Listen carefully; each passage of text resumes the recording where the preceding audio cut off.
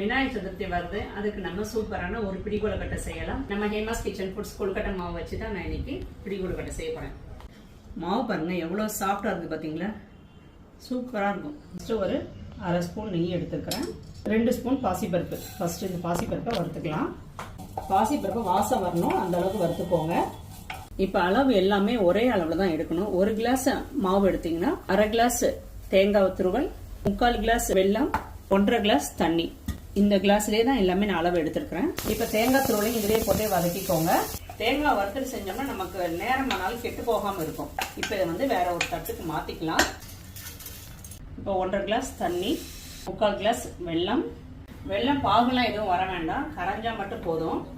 இப்போ இந்த தண்ணியிலே ஒரு பிஞ்ச் உப்பு சேர்த்துக்கிறேன். இது கூடவே 1 டீஸ்பூன் ஏலக்காய் தூள். தண்ணி கொதிச்சு வருது, இந்த தேங்காய் தூள் இதை சேர்த்துக்கலாம். தண்ணி நல்லா கொதிச்சிருச்சு. இதில் 1 ஸ்பூன் நெய் சேர்த்துக்கிறேன். சிம்ல வச்சுட்டு இந்த மாவை கொஞ்சம் கொஞ்சமாக சேர்த்துக்கோங்க. கட்டி விழாம பார்த்து கிண்டிடுங்க. சேர்த்துட்டு நல்லா கிண்டி விடணும். கட்டி விழுந்துச்சு? கட்டி விழாது, அப்படியே கிண்டிட்டே இருந்தா அந்த கட்டியெல்லாம் கரைஞ்சிடும்.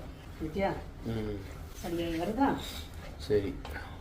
இப்ப நீ என்ன பண்ணணும், என் மகனா இருந்துட்டு என்ன பண்ணணும் தெரியுமா, டக்குன்னு வாங்கி கிண்டணும். அம்மா கொடுங்கம்மா நான் கிண்டுறேன்னு கிண்டணும். கிண்டுறியா? கிண்டுறேன். வா. நல்லா திக்காகி வர வரைக்கும் அப்படியே கிண்டிகிட்டே இருக்கணும். எப்படி வேணாலும் கிண்டு. நல்லா இந்த மாதிரி சுருண்டு வரணும். வந்ததுக்கப்புறம் அப்படியே ஆஃப் பண்ணிக்கோங்க ஸ்டவ்வை. ஒரு 5 நிமிஷம் ஆறட்டும், மூடி வச்சுக்கலாம். மூடி வச்சிருந்தேன் தெய்வமா. மாவு எடுத்தாச்சு. இந்த மாதிரி நல்லா பிசைஞ்சுக்கோங்க. உங்களுக்கு எந்த சைஸுக்கு கொழுக்கட்டை வேணுமோ அந்த சைஸுக்கு மாவை எடுத்துட்டு உருட்டிட்டு அப்படியே ஒரு பிடி, உங்களுக்கு என்ன வேண்டுதல் இருக்கோ அதை நினச்சி, விநாயகர் நினச்சி ஒரு பிடி, அது வந்து நமக்கு நிறைவேறும். இதை எடுத்து வச்சிருங்க. நீங்க என்ன நினைச்சீங்க இப்போ? நான் என்ன நினைச்சேன், நினைக்கிறதெல்லாம் சொல்லக்கூடாது. ஒரு ஸ்டீமர்ல இலை போட்டிருக்கேன். இலையில வந்து நெய் தடவிட்டு அதில் அப்படியே நம்ம வந்து ஒவ்வொரு கொழுக்கட்டையை பிடிச்சு வைக்க வேண்டியதான். இப்போ இட்லி எண்ணெய் வச்சிடலாம். இட்லி ஏற்கனவே இதில் ஊற்றிருக்கிறேன். ஏற்கனவே இதில் எந்த மாவு தான், அதனால ஒரு 3லேருந்து 4 நிமிஷம் மட்டும் இருந்தால் போதும். வெந்துடுச்சு, எடுத்துக்கலாம். இப்போ சாஃப்டான இனிப்பு பிடி கொழுக்கட்டை ரெடி. கடை முடிக்கும்.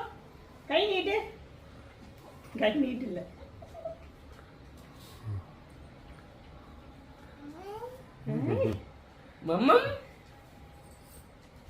உனக்கு பிடிக்கும்ல கொழுக்கட்டை? வா அஜுமா, அம்மா கூட, அம்மா கூட.